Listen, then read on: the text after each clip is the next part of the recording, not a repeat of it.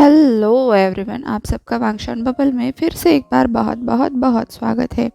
चलिए sacrificial met के part 2 को शुरू करते हैं। अब तक हमने देखा था शेयुन को डेमन किंगडम ले जाया जाता है, जिसके बाद उसको किंग अपने ब्राइड के रूप में स्वीकार करता है। दोनों वेडिंग नाइट के दिन अपने बेड चैम्बर में बैठे होते हैं। शेयुन किंग से आकार में बहुत छोटा है, तो किंग उसे चढ़ाने की कोशिश करता है, पर शेयुन उससे कहता है कि वो अपना गिफ्ट खुद से मांगेगा। तो उसके बाद किंग शेयुन से पूछते हैं कि उसे वेडिंग गिफ्ट में क्या चाहिए।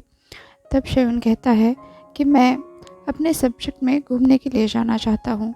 इस पर किंग कहता है कि ठीक है, वो उसे छुपा कर घुमाने के लिए ले जाएगा। वैसे डीमंस के बीच में ये कभी भी नहीं होता था कि किंग लोगों के बीच में घूमने के लिए जाए। वैसे शेयुन छुपकर लोगों के बीच में जा सकता है, लेकिन उसकी सेफ्टी की भी तो किंग को चिंता थी। पर शेयुन ने किंग से पहली बार कुछ मांगा था और किंग उसे मना ही नहीं कर पाए। अब किंग ने शेयुन को सोने के लिए कहा, तो शेयुन तुरंत वहाँ से नीचे कूद गया। किंग की तो जान ही हलक में आ गई, पर शेयुन को इतने मज़े से मानो डांस करते हुए कूदते फांदते देखना उन्हें बहुत अच्छा लग रहा था। शेयुन ढूंढते ढूंढते सीधा किंग के पूंछ तक आ गया, जिसे देखकर एक पल के लिए तो किंग के चेहरे पर हॉरर आ गया और अगले ही पल शेयुन किंग की पूंछ में गोता लगा चुका था, और जिसके साथ ही किंग की हालत ख़राब हो रही थी, क्योंकि उसकी पूंछ उसके शरीर का सबसे सेंसिटिव हिस्सा था। और शेयुन आराम से किंग के पूंछ के बालों को इधर उधर करते हुए अपने लिए अच्छा खासा बिस्तर बना रहा था। किंग ने दांतों तले अपने होंठ दबा लिए, आंखें जोर से बंद कर ली, मुट्ठियां कस ली, पर शेयुन की हरकतें बंद होने का नाम ही नहीं ले रही थी। और आखिरकार किंग जोर से ग्रोन कर दिए और इधर शेयुन की हालत भी टाइट हो गई। शेयुन ने तुरंत खड़े होकर किंग को देखा। किंग फिर से भागने की फिराक में थे, पर शेयुन ने उसे चिल्लाकर रुकने के लिए कहा। शेयुन इतना तो समझ गया था कि किंग को हो क्या रहा है। जाहिर सी बात है, वो सैक्रिफाइस ही सही, पर उसे दुनियादारी के बारे में इतना तो पता था। वो कोई बहुत मासूम सा बच्चा तो नहीं था। ऊपर से किंग के साथ उसे बहुत सेफ भी लग रहा था, इसलिए उसका नटखटपन भी बाहर आ गया। शेयुन ने वापस से किंग की पूंछ में गोता लगाया और किंग जोर से चिल्ला दिए। अब तो शेयुन को और भी मज़ा आ रहा था। वो किंग के बाल खींच रहा था, अपने दोनों हाथों को पकड़कर अपने हाथों पैरों को पूंछ की स्किन पर घिस रहा था, मानो वो उसे हक कर रहा हो। किंग जोर से चिल्लाए, फाइफी कुछ तो रहम करो। और अचानक से शेयुन को बहुत अलग सा महसूस होने लगा। उसका दिल बड़ी ज़ोर से धड़कने लगा। किंग ने अपनी पूंछ उठाई, जिसके साथ शेयुन भी हवा में चला गया, और अगले ही पल वो किंग के पेट पर था। डेमन किंग ने जो रोब्स पहने थे वो उसके बेल्ट तक खुले हुए थे, मतलब उसके गले से चेस्ट से लेकर बेल्ट तक फी आकार में वो खुले थे, जिससे शेयुन सीधा किंग की स्किन पर आ गया। ऊपर से उसके नखरे अब शुरू हो गए। शेयुन ने जूते नहीं पहने थे। वो सीधा खड़ा हुआ और किंग को फ्लेक्स करके दिखाने लगा। ऐसे वैसे नहीं, कभी वो अपना पैर आगे लाता, रोब्स में से अपना पैर निकाल के दिखाता, कभी कंधे दिखाता, कभी किंग को नज़रों से घायल करने की कोशिश करता। किंग ने तो अपना हाथ उठाकर जोर से माथे पर मार लिया कि उसकी ब्राइड तो छोटा पैकेट बड़ा धमाका निकली। अब शेयुन कभी इधर घूमने लगा, कभी उधर घूमने लगा। ऐसे ही घूमते घूमते वो किंग के चॉकलेट बर्ड्स तक आ गया, जो उसके हाथ के आकार के थे, मतलब उसका पूरा हाथ भी उसे ढक नहीं पा रहा था। शेयुन ने वहाँ पर भी अपनी कारीगरी दिखाई। वहाँ पर अपने हाथ से पैरों से थोड़ा सा मसाज किया। फिर वो दूसरी तरफ गया, वहाँ भी अपने करतब दिखाए। फिर ग्लाइड करके सीधा किंग के नेक तक आ गया। किंग अपनी आवाज़ रोकने की भरसक कोशिश कर रहे थे, पर ये सब देखकर शेयुन को और भी मज़ा आ रहा था। वो सीधा ग्लाइड करके किंग के कानों तक पहुंचा, फिर उसकी इयररिंग को पकड़कर कान से होते हुए किंग के फेस तक आया। इस पूरे प्रोसेस में शयन के पैंट तो कब के उतर गए थे, बस उसके रोब्स ही उसके कंधे से नीचे उसके हाथों पर टिके हुए थे।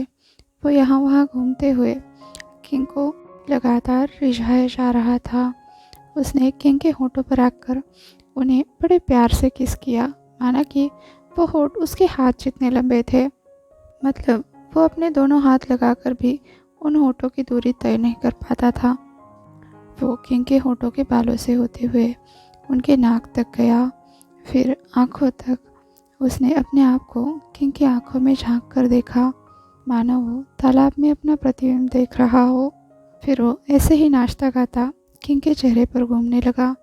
अचानक से किंग ने उसे हाथों से पकड़ा और उसे अपने कमर के नीचे लाकर छोड़ दिया, क्योंकि अब उनसे और बर्दाश्त नहीं हो रहा था।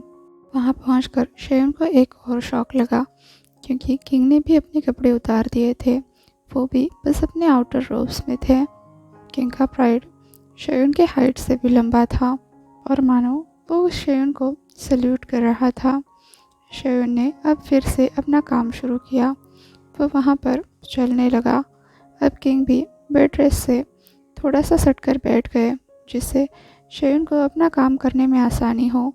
शयन लगातार बहुत सारी बकवास करते हुए किंग को और उकसा रहा था, साथ में अपना काम भी कर रहा था, स्लाइड कर रहा था। वो किंग के प्राइड के टिप तक पहुंच गया। फिर वहाँ पर अपने हाथों में उसने वहाँ से थोड़ी सी जेली उठाई, अपने बॉडी पर मल ली, साथ ही किंग के प्राइड पर ही उसने फिर से अपना स्लाइडिंग का काम शुरू किया। और जब वो कुछ हद तक सूख गया तो उसने पाया अब तो जेली और भी नीचे गिर रही है। शयन ने वापस से जाकर इतने ज़ोर से उस केव में हाथ डाला कि किंग ज़ोर से चीख दिए, जिसके साथ ही शयन किसी रॉकेट की तरह आगे जाकर गिर गया। किंग काफ़ी रेबात हो गया और शयन पूरी तरह से उसमें डूब गया। और फिर जब वो उस ढेर से बाहर निकला, वो किंग को फिर से चिढ़ाना चाहता था।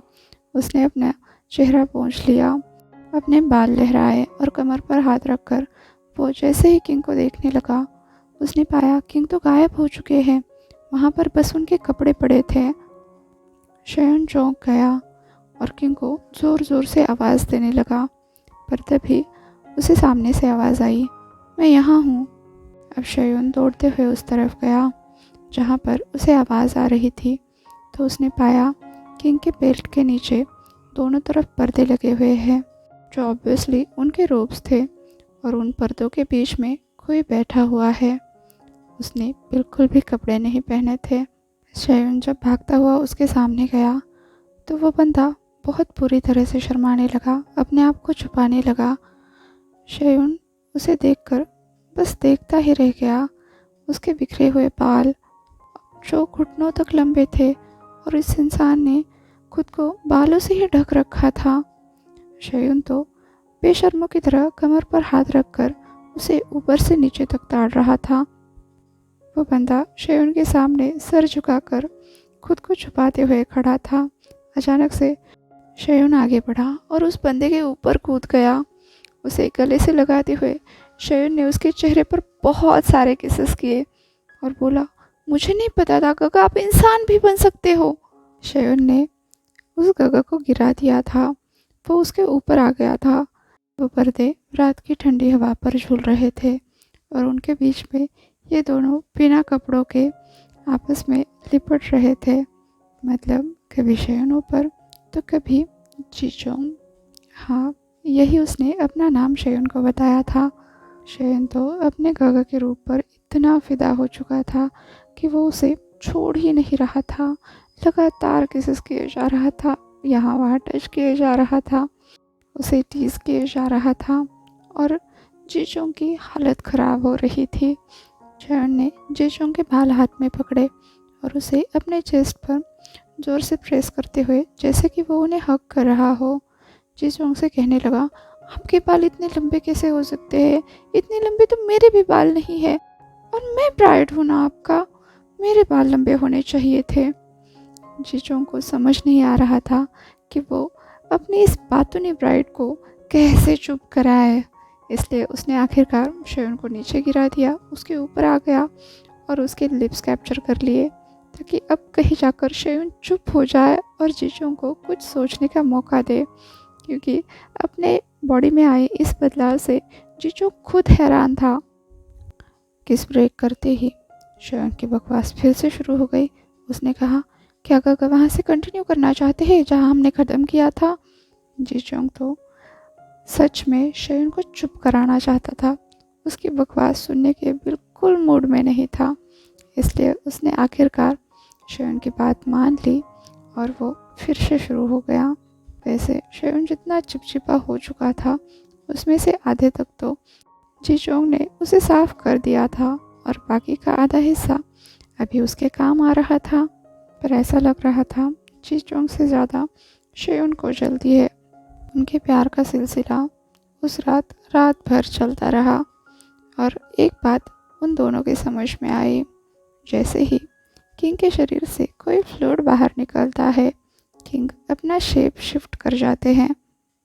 अब अगली सुबह तक ये सब चलता रहा और जब आखिरकार किंग थककर बेहोश हो गया और जीजोंग के रूप में आ गया, तब तक सुबह हो गई थी। कोई दरवाजे पर आ गया था। अब जीजोंग को वहीं पर छोड़कर शयन स्लाइड करके नीचे आ गया। फिर उसने अपने रोब्स पहन लिए और टिंकरबेल को आवाज़ लगाई। टिंकरबेल तुरंत शयन के सामने आ गई और शयन की हालत देखकर बहुत बुरी तरह से चौंक गई। मतलब उसे लगा नहीं था कि शयन की सुहागरात कामयाब भी रहेगी। उसके बॉडी पर बहुत सारे मार्क्स थे, पर सबसे ज़्यादा अजीब बात थी उसके चलने का तरीका। शयन अपनी कमर पकड़कर धीरे धीरे टेढ़े मेढ़े एक एक कदम डालते हुए थोड़ा थोड़ा आगे बढ़ रहा था और इधर टिंकरबेल ज़मीन पर लोट-पोट होकर ज़ोर ज़ोर से हंस रही थी। तभी शयन उस पर चिल्लाया। टिंकरबेल तुरंत सीधी हो गई। शयन ने कहा, मेरे लिए एक गाड़ी का इंतज़ाम करो। टिंकरबेल ने अपने जादू से तुरंत वहाँ पर एक जादुई गाड़ी बुला ली। शयन बड़ी मुश्किल से उसमें चढ़कर बैठ गया और टिंकरबेल फिर से ज़ोर ज़ोर से हंसने लगी। शयन ने उसे घूर कर देखा, पर टिंकरबेल पर उसका कुछ भी असर नहीं हो रहा था। इसलिए आखिरकार शयन मुंह फुलाकर उस गाड़ी से दरवाजे की तरफ निकला। दरवाजे पर चांसलर आया हुआ था, जिसने शयन के सामने आने पर भी उसे बो नहीं किया। शयन जानता था चांसलर उसे अपनी क्वीन नहीं मानता है। माना कि दोनों के दिल में एक दूसरे के लिए कोई कड़वाहट नहीं थी, बस ये था कि चांसलर को अपने किंग के लिए दुनिया की सबसे बेहतरीन लड़की क्वीन के रूप में चाहिए थी और उसके नज़र में एक ह्यूमन की कोई वैल्यू नहीं थी। और अभी इसी बारे में बात करने के लिए वो किंग के पास आया था, क्योंकि वो रात भर इसी बारे में सोच रहा था। वैसे तो किंग डिमॉन वर्ल्ड की सबसे पावरफुल एंटिटी है, लेकिन ये चांसलर भी कम नहीं था। उसका लेवल किंग के बराबर ही था और उसने किंग के लिए ब्रेन बनने की कसम खाई थी।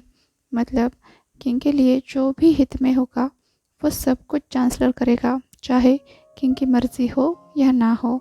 यहाँ तक कि वो किंग के लिए खुद किंग को भी दांव पर लगा सकता है। फिर डिमॉन वर्ल्ड और उसकी ब्राइड तो बहुत दूर की बात है। और अब जबकि किंग ने अपने लिए ब्राइड चुन ली है और किंग की आंखों को देखकर ऐसा नहीं लग रहा था कि वो उसे पेट बनाना चाहता है, सर्वेंट बनाना चाहता है, या ये चीज़ उसके लिए कोई टाइम पास है। तो चांसलर एक कोई बीच का मार्ग निकालना चाहता था। उसने सोचा था कि हमेशा की तरह किंग तुरंत उसके बुलाने पर आ जाएंगे, पर आज ऐसा नहीं हुआ। किंग की बजाय ये मामूली ह्यूमन उसके सामने आ गया। ये चांसलर को अपनी बेइज्जती लगी और वो बिना कुछ बोले वहाँ से चला गया। इधर शयन की हालत ख़राब हो रही थी।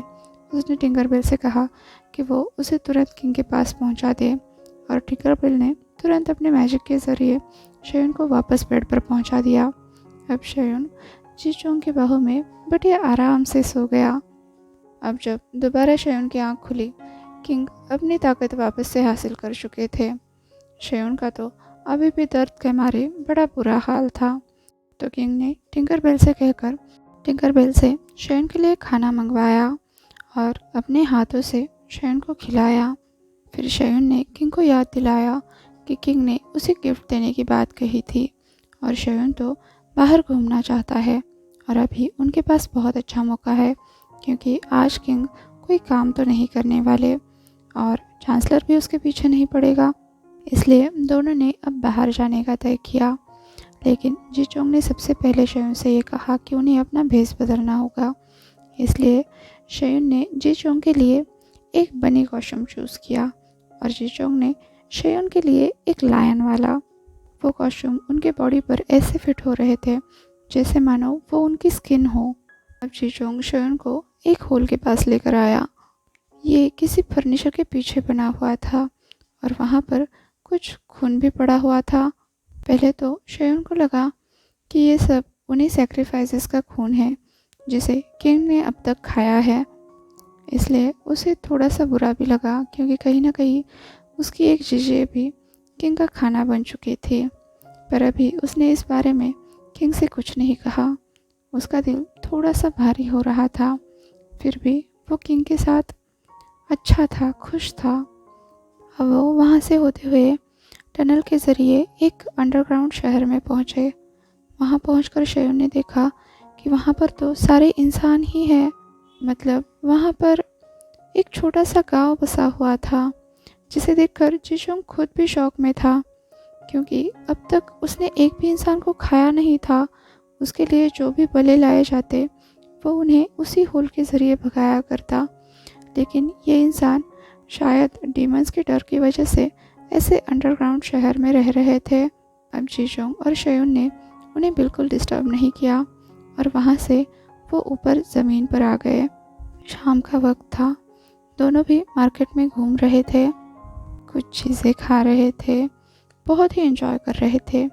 तभी उन्हें रोने की आवाज़ सुनाई दी। अब शयन उस तरफ जी चोंग को लेकर गया तो उन्होंने पाया एक छोटा सा डीमन बेबी अपनी माँ से छूट गया है, खो गया है और बहुत बुरी तरह से रो रहा है। शयन ने तुरंत जी चोंग से कहा कि वो लोग उसकी मदद करेंगे। जी चोंग ने उस बेबी को उठाया, अपने कंधे पर रखा और वो दोनों उसकी माँ को ढूंढने लगे। जी चोंग की हाइट काफ़ी अच्छी थी जिस वजह से वो बेबी ऊपर से अपनी माँ को आसानी से ढूंढ सकता है और उसकी माँ को भी वो आसानी से दिख जाएगा। ये सोचकर दोनों आगे चलते जा रहे थे। तभी अचानक से एक औरत जो अपने बच्चे को ढूंढ रही थी उनके सामने आ गई। वो उसी बेबी की मदर थी जिसे देखकर वो डेमॉन बेबी तुरंत अपनी माँ की तरफ लपक गया। जी चोंग के हाथ से वो पूरी तरह से छूट गया जिसे देखकर शयन भी बहुत डर गया और उसने आगे बढ़कर उस बेबी को कैच किया। पर इसी भागा-दौड़ी में उसके सर से उसका नकाब और वो कॉस्ट्यूम जो उसने पहना था वो फट गया। उसका चेहरा सभी लोगों के सामने रिवील हुआ और वो सभी डेमॉन्स इतनी बुरी तरह से डर गए कि वहाँ पर एक ही भागा-दौड़ी मच गई। ये सब देखकर शयन और जी चोंग दोनों को भी समझ नहीं आ रहा था कि अब करे तो क्या करे। डर लोगों के बीच का डर थोड़ी देर बाद ख़त्म हो गया था और वो एक ह्यूमन को अपने सामने देखकर उसे मारने के लिए आगे बढ़ रहे थे। देखकर जी चोंग तुरंत अपने असली रूप में आ गया और ज़ोर से दहाड़ मारकर उसने सबसे कह दिया कि ये मेरी क्वीन है, किसी में हिम्मत है तो मेरे सामने आकर दिखाए। अब लोग डरने लगे। वो किंग के सामने तो नहीं जा सकते लेकिन एक ह्यूमन को अपनी क्वीन के रूप में वो पसंद भी तो नहीं कर सकते, उसकी अनुमति तो नहीं दे सकते। उनके बीच में बातें होने लगी और इधर जी चोंग शयन को लेकर सीधा आसमान में उड़ गया। वो अपने गैलरी में वापस आया और शयन को उसने लाकर बेड पर रख दिया क्योंकि शयन बेहोश हो चुका था। जी चोंग अपने इंसानी रूप में वापस आ गया था और शयन के लिए लगातार परेशान होता जा रहा था। उसने टिंकरबेल को बुलाया और शयन की जांच करने के लिए कहा तो टिंकरबेल ने बताया कि यहाँ की हवा शयन को रास नहीं आ रही है, वो उसके लिए जहर का काम कर रही है। अगर ऐसा ही चलता रहा तो शयन जल्द ही अपनी आखिरी सांसें गिन रहा होगा। ये सब देखकर तो जी चोंग के बहुत तगड़े वाले होश उड़ गए। यहाँ उसे कितने सालों बाद अपना मेट मिला था जो भी अब आखिरी सांसें गिन रहा था। एक पल के लिए तो उसके दिमाग ने ही काम करना बंद कर दिया। पर तभी उसे कुछ याद आया और उसने सीधा शयन को अपनी गोद में उठा लिया और भागने लगा। आज के लिए बस इतना ही। आपसे कल मिलती हूँ, तब तक के लिए अपने ख्याल रखिए। वीडियो पसंद आया हो तो लाइक शेयर और कमेंट कर दीजिए, और हाँ, अभी तक चैनल को सब्सक्राइब नहीं किया है तो सब्सक्राइब भी कर दीजिए, और वांगशान बबल में खुश रहिए। Thank you.